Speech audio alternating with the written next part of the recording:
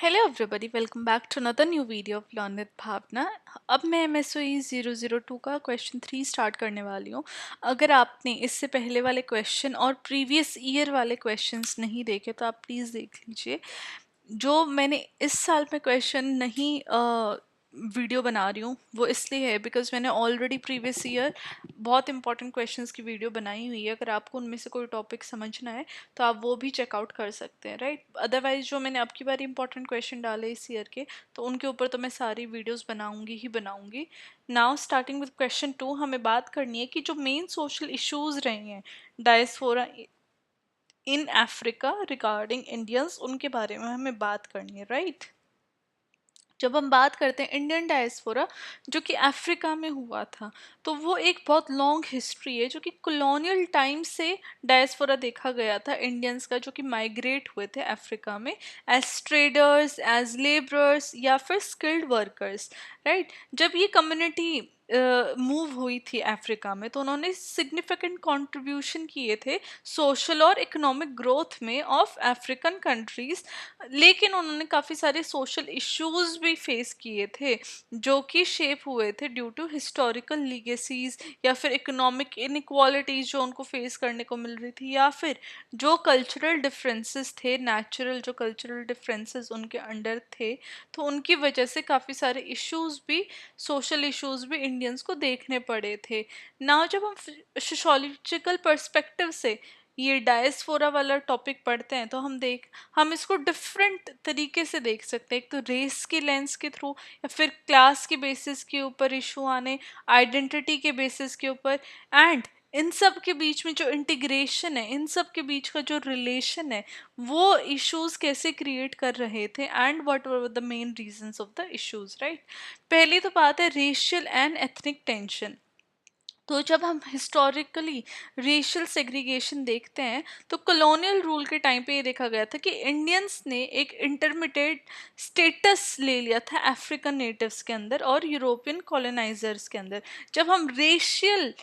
Colour की basis के ऊपर जो डिफरेंस बात कर रहे हैं ना, तो आप देखोगे कि जो यूरोपियन थे दे वर वाइट और जो अफ्रीकन्स थे दे वर ब्लैक। अब जो इंडियंस थे वो बीच में आ रहे थे, दोनों के बीच में, जिसकी वजह से एक रिजेंटमेंट देखने को मिली, जहाँ पे हिस्टोरिकल स्ट्रैटिफिकेशन और भी ज़्यादा कंटिन्यू होती रही और उसने सोशल रिलेशंस को इन्फ्लुएंस किया। पोस्ट कॉलोनियल सोसाइटीज़ में अगर आप देखोगे तो इंडियंस कई बारी आउटसाइडर्स के तौर पे देखे गए थे, जिसकी वजह से जो टेंशन है कलर के बेसिस पे, रेशियल बेसिस पे, वो और भी ज़्यादा इंक्रीज हो रही थी, राइट।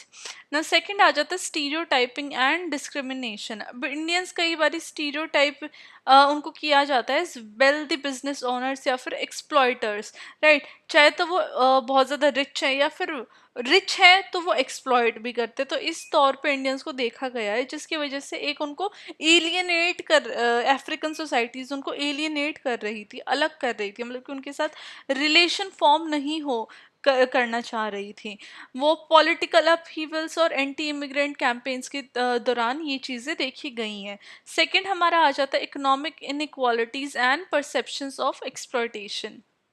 तो इकोनॉमिक डिस्पैरिटीज़, इकोनॉमिक डिफरेंसेस बहुत ज़्यादा देखने को मिले हैं। जब हम इंडियन डायस्पोरा की बात कर रहे हैं तो हम देखते हैं कि जो डोमिनेट ट्रेड और बिजनेस सेक्टर्स हैं उनमें इंडियंस ने ज़्यादा अपनी होल्ड ले ली थी, जिसकी वजह से एक जो परसेप्शन है इकोनॉमिक डिस्पैरिटी का वो देखने को मिल रहा था between them and the local African population, जिसकी वजह से जो कंसंट्रेशन ऑफ वेल्थ है वो इंडियन कम्युनिटी के साथ थी और इसकी वजह से और भी ज़्यादा टेंशन क्रिएट हो गई उनके बीच में और अफ्रीकन पॉपुलेशन के बीच में, जहाँ पे इंडियंस को मोनोपोलाइजिंग रिसोर्सेज की तरह देखा गया था। मतलब कि ये सिर्फ पैसे इकट्ठे करने आए हैं, ये सिर्फ अपने बेनिफिट के लिए आए हैं, इस तरीके से जो इमेज है वो इंडियंस की क्रिएट हो गई थी विद इन अफ्रीकन सोसाइटीज़। और लेबर रिलेशन भी उसकी वजह से, जो केनिया, युगांडा, साउथ अफ्रीका, इन जैसी कंट्रीज में बहुत ज़्यादा एक्सप्लॉयटेटिव नेचर देखा गया था लेबर का। और वो जो बिजनेसेस थे जिनमें लेबर काम कर रहे थे वो भी इंडियन ओन्ड बिजनेसेस थे और वहाँ पे जो अफ्रीकन लेबरर्स थे उनको एक्सप्लॉयट किया जा रहा था, जिससे फर्दर जो इंडियन कम्युनिटी के लोगों के और अफ्रीकन कम्युनिटी के लोगों के बीच में एक टेंशन, एक कह लो कि ऐसा रिलेशन जिसमें कि वो एक दूसरे को देख के खुश नहीं थे, या फिर एक हेट्रेड वाला जो रिलेशन था वो फॉर्म हो गया था। थर्ड आ जाता है cultural alienation and identity struggles. अब प्रिजर्वेशन ऑफ कल्चरल आइडेंटिटी बहुत ज़्यादा ज़रूरी हो गया था इंडियंस के लिए, क्योंकि एक तो नंबर में बहुत कम थे, उनको आइसोलेट कर दिया गया था मेन स्ट्रीम अफ्रीकन सोसाइटी से, इसलिए वो अपने कल्चर और रिलीजियस प्रैक्टिसेस को मेंटेन करके प्रिजर्व करके रखना चाह रहे थे। जहाँ पे वो जो उनकी ट्रेडिशनल मैरिज कस्टम्स थी उनको फॉलो कर रहे थे, लैंग्वेज अपनी यूज़ करते थे, अपने रिलीजियस फेस्टिवल्स को सेलिब्रेट करते थे, जिसकी वजह से एक कल्चरल बैरियर देखने को मिला था between Indian culture and African culture, because दोनों अफ्रीकन्स भी अपने कल्चर के अकॉर्डिंग चल रहे थे और इंडियंस भी, मतलब कि दोनों कम्युनिटीज एक दूसरे के कल्चर को नहीं अप्रिशिएट कर रही थी या उनके कल्चर को नहीं, उनकी एक्टिविटीज में पार्टिसिपेट नहीं कर रही थी। तो कल्चर भी एक बहुत बड़ा क्राइसिस बन गया था आइडेंटिटी फॉर्मेशन का, और एक बैरियर बन गया था उनके रिलेशन फॉर्मेशन के बीच में। ना हाइब्रिडिटी एंड एसिमिलेशन। जब हम हाइब्रिडिटी की बात करते हैं तो हम देखते हैं कि जो यंगर जनरेशन थी, अब जो इंडियंस की जो यंगर जनरेशन थी, अब वो काफ़ी ज़्यादा आइडेंटिटी स्ट्रगल फेस कर रहे थे, जहाँ पे उनको ट्रेडिशनल इंडियन वैल्यूज़ फॉलो करनी है, लेकिन अब वो अगर वहाँ पे बॉर्न हुए हैं, वो उस सोसाइटी में रह रहे हैं अफ्रीकन सोसाइटी में, तो अब वो अफ्रीकन कल्चर एंड नॉर्म्स को भी फॉलो कर रहे थे, जिसकी वजह से एक कॉन्फ्लिक्ट एक तो फैमिलीज के विद इन भी देखने को मिला, और इंडिविजुअल्स के अंदर भी एक कॉन्फ्लिक्ट आ गया कि हम अफ्रीकन कंट्री में रहते हुए यहाँ के कल्चरल ट्रेडिशन लैंग्वेज नहीं फॉलो करेंगे, then how will we survive, हम भी एलियनेट हो जाएंगे। और अगर वो करते, देन फैमिलीज के अंदर कॉन्फ्लिक्ट या फैमिलीज के अंदर जो लड़ाई झगड़े थे वो बढ़ रहे थे, बिकॉज जो ट्रेडिशनल इंडियंस थे वो चाह रहे थे कि जो उनकी अपकमिंग जनरेशन है वो सिर्फ इंडियन कल्चर और प्रैक्टिसेस को फॉलो करे, अफ्रीकन कल्चर या उनकी प्रैक्टिसेस को नहीं, उनको डिस्कार्ड कर दे, राइट। तो ये कॉन्फ्लिक्ट देखने को मिल रहा था विद इन फैमिलीज भी and within individuals as well. Now political marginalisation, जहाँ पे लिमिटेड रिप्रेजेंटेशन इंडियंस की हुई, because Indians were in less number, जिसकी वजह से उनकी जो पॉलिटिकल सिस्टम में जो रिप्रेजेंटेशन है वो कम हो गई, इवन तो वो इकोनॉमिकली बहुत ज़्यादा कंट्रीब्यूट कर रहे थे, but lack in numbers led to limited representation in politics. अब जो ये लैक थी पॉलिटिकल इंक्लूजन, जहाँ पे ये कमी आ रही थी, उसकी वजह से जो परसेप्शन है इंडियंस के, वो फुल्ली इंटीग्रेट हो नहीं पा रहे थे अफ्रीकन नेशन के साथ। इंडियंस अगर कुछ अपने आइडियाज़ या फिर कुछ अपनी बात रखना चाह रहे थे, तो उनको एक मीडियम नहीं मिल रहा था जिसके थ्रू वो अफ्रीकन नेशन में अपने व्यूज़ अपने पॉइंट्स प्रेजेंट कर पाएँ, जिसकी वजह से एक्सपल्शन और डिस्क्रिमिनेशन देखने को मिला। जब हम हिस्टोरिकल इवेंट्स की बात करते हैं, ED एमिन्स expulsion of Indians from Uganda in the 1970s, तो ये इस तरीके का एक्सपल्शन था जहाँ पे ये जो डायस्पोरा इंडियन डायस्पोरा वो बहुत ज़्यादा सेंसिटिव हो गया था, और जो पॉलिटिकल स्केपगोटिंग और जीनियोफोबिया देखने को मिला था इंडियंस के बीच में। जीनोफोबिया मैंने आपको बताया ना, जो कम्युनिटी अपने आप में, मतलब कि एक कम्युनिटी को जब बिल्कुल सोसाइटी से आइसोलेट कर दिया जाता है उसको जीनोफोबिया बोलते हैं। तो ये एक्सपल्शन, उनको बिल्कुल आइसोलेट कर दिया गया था, और डिस्क्रिमिनेशन ऑन वेरियस ग्राउंड्स देखने को मिल रहा था। नाउ जीनियोफोबिया एंड वायलेंस भी देखने को मिला। अब कुछ अफ्रीकन नेशन थे, उन्होंने एंटी इमिग्रेंट सेंटिमेंट्स वो ले आए, जिसकी वजह से जीनियोफोबिया वायलेंस हो गया against Indian community. Periodic attacks होने लग गए इंडियन बिजनेसेस के ऊपर, इंडियन प्रॉपर्टीज के ऊपर, जिसकी वजह से जो सोशो इकोनॉमिक और जो पॉलिटिकल टेंशन थी वो और भी ज़्यादा बढ़ गई, और जो इकोनॉमिक डाउन टर्न था और पॉलिटिकल इंस्टेबिलिटी थी वो भी इन्हीं रीजंस की वजह से अफ्रीकन नेशंस में देखी जाने लगी।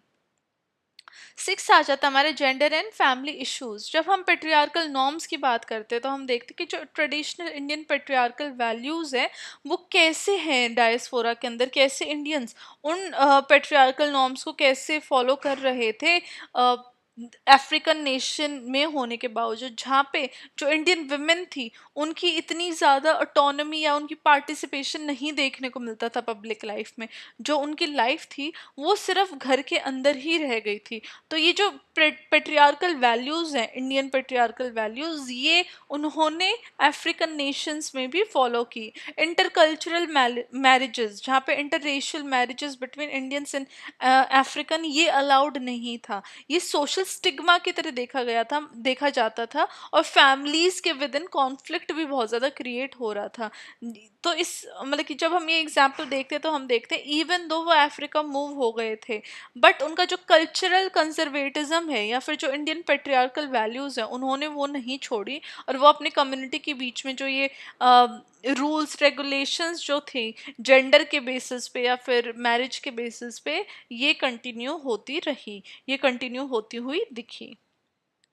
वहीं पे एजुकेशन और अपॉर्चुनिटीज़ की जब हम बात करते हैं तो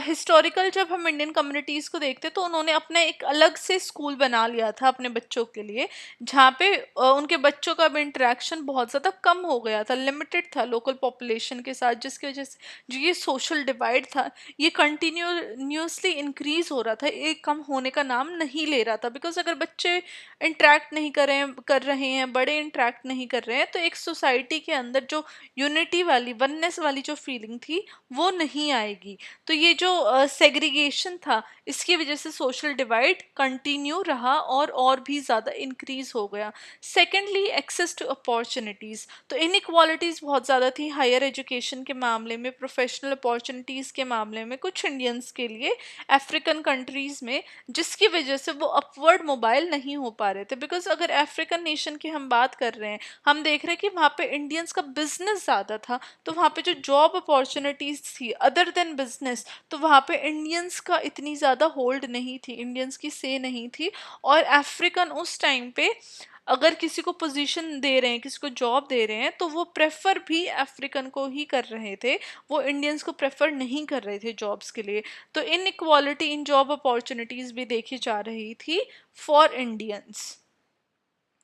नाउ चैलेंजेस ऑफ ट्रांसनेशनलिज्म, जब हम बात कर रहे हैं कि कुछ मेंबर्स जो डायस्पोरा के वो स्ट्रॉन्ग टाइज अपने इंडिया के साथ रख रहे थे, जहाँ पे एक वो उनके साथ डुअल बिलोंगिंग थी कि यस बेशक से हम अफ्रीका में शिफ्ट हो गए हैं but we are still Indians. इसलिए जो उनके चैलेंजेस थे वो बहुत ज़्यादा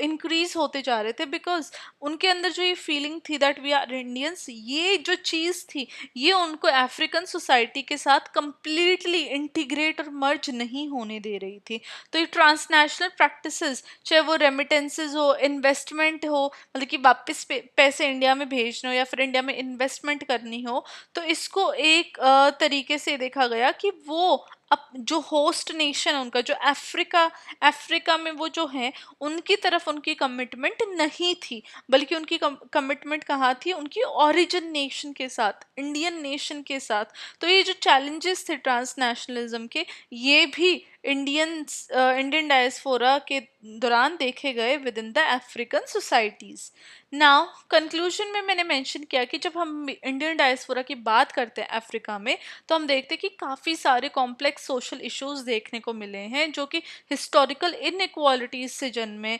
इकोनॉमिक कंपटीशन देखने को मिला है, कल्चरल डिफरेंसेस हैं। और ये जो अब हम सोशोलॉजिकल पर्सपेक्टिव से इन चैलेंजेस को देखते हैं, तो हम देखते हैं कि एक इंक्लूसिव पॉलिसीज लानी चाहिए जो सोसाइटी के अंदर कोहेजन लेके आए, टुगेदरनेस लेके आए, कल्चरल एक्सचेंज पॉजिटिव तरीके से हो, और इकोनॉमिक बैलेंस हो विद इन